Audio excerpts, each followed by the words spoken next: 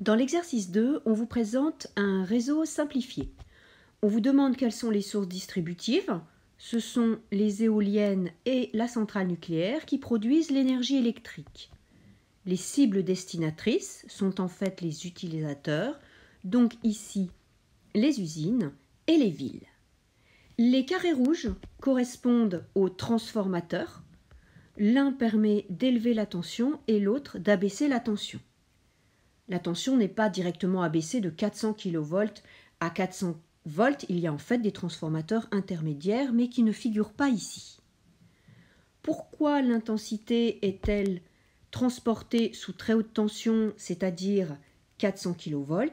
On l'a déjà vu, P égale U fois I. Donc pour une même puissance transportée, plus la tension U est élevée, plus l'intensité du courant I est faible, et donc plus les pertes joules sont faibles. On veut ensuite connaître l'intensité du courant moyenne qui doit parvenir en sortie du réseau. Donc voilà la sortie du réseau. Une partie du courant va alimenter les villes et une autre partie va alimenter les usines.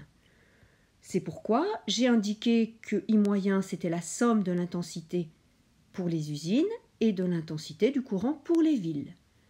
D'une manière générale, si on connaît la puissance et la tension, avec I égale P sur U, eh bien, on peut calculer l'intensité.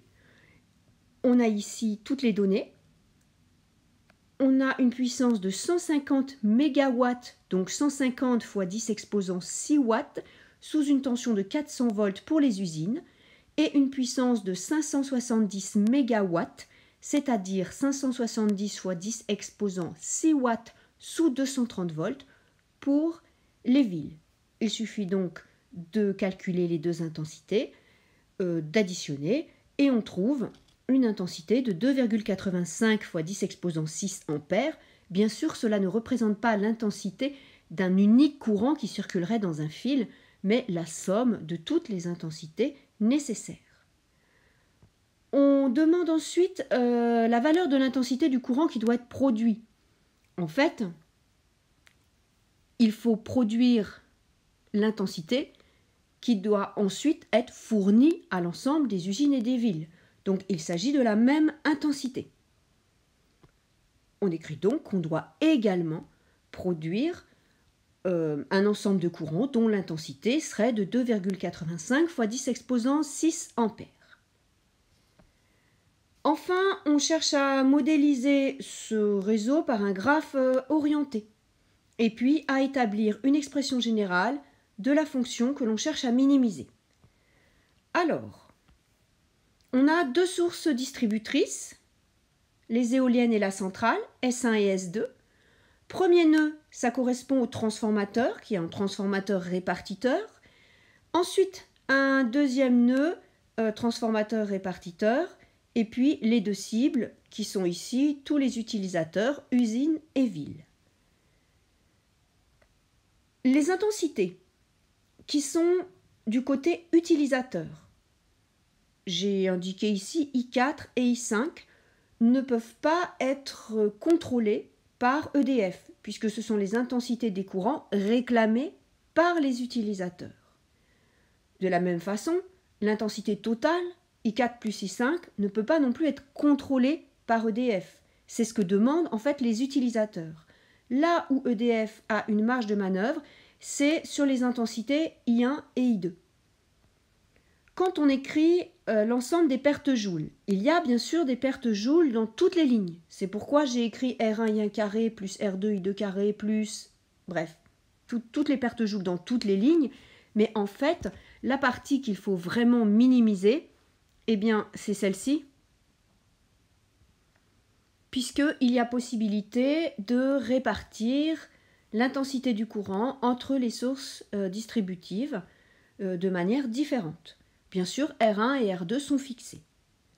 Alors l'exercice 3 va en fait prendre la suite de cet exercice, puisque dans l'exercice 3, on vous présente un morceau de réseau qui ressemble au réseau qu'on avait précédemment. C'est-à-dire qu'on a deux sources distributives et puis deux nœuds intermédiaires. Alors cette fois, on a une intensité I1, une intensité I2 et l'intensité totale ici s'appelle I. On nous donne I égale 50 ampères et on nous donne également les valeurs de R1 et de R2. Première question, montrer que I2 égale 50 moins I1. Bon, c'est une question assez simple puisqu'il suffit d'appliquer la loi des nœuds.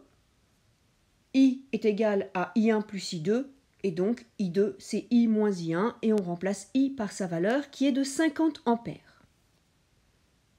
Ensuite, on demande d'exprimer la puissance perdue par effet Joule entre S1 et N et entre S2 et N en fonction de I1. Alors le début ressemble beaucoup à ce qu'on a fait juste avant. Donc on écrit d'abord les pertes Joule dans les deux lignes. R1 I1 carré plus R2 I2 carré. On cherche à exprimer ces pertes en fonction d'une seule variable qui serait I1. Donc on remplace I2 par I moins I1 et puis après on aménage l'expression. C'est-à-dire que on développe I moins I1 le tout au carré, identité remarquable. On développe, on aménage et puis on fait apparaître donc une expression des pertes Joule où la variable c'est I1 et le reste est connu. Alors l'énoncé ne le demande pas, mais on aurait pu calculer R1 plus R2.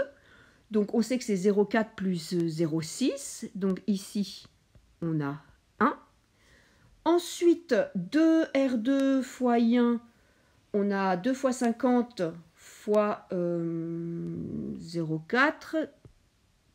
Donc, on a 40.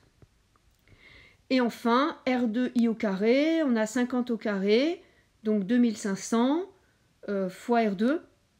Et on trouve ici 1000. L'énoncé propose ensuite directement la fonction, c'est-à-dire que l'énoncé a remplacé pour vous I1 par une variable qu'il a appelée x au carré, ici, là on a x, et voilà.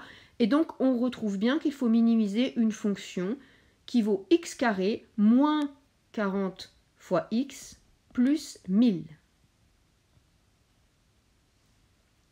Alors, la deuxième question ne peut être faite que si vous savez dériver une fonction, ce qui n'est pas le cas si vous avez abandonné les mathématiques à la fin de la classe de seconde, puisque pour construire un tableau des variations de la fonction, il faut dériver.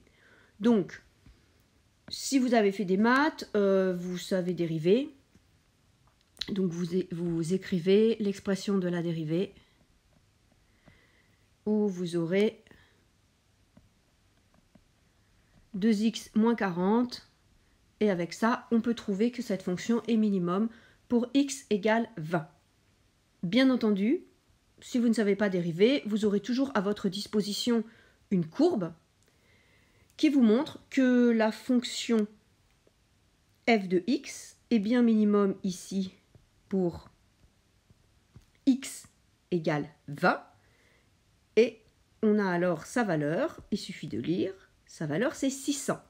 Donc si ensuite on remplace dans le contexte qui nous intéresse, eh bien on va pouvoir dire que les pertes Joule, elles sont minimum pour I1 égale 20 ampères. Ensuite, on peut en déduire I2, 50 moins 20, donc 30 ampères.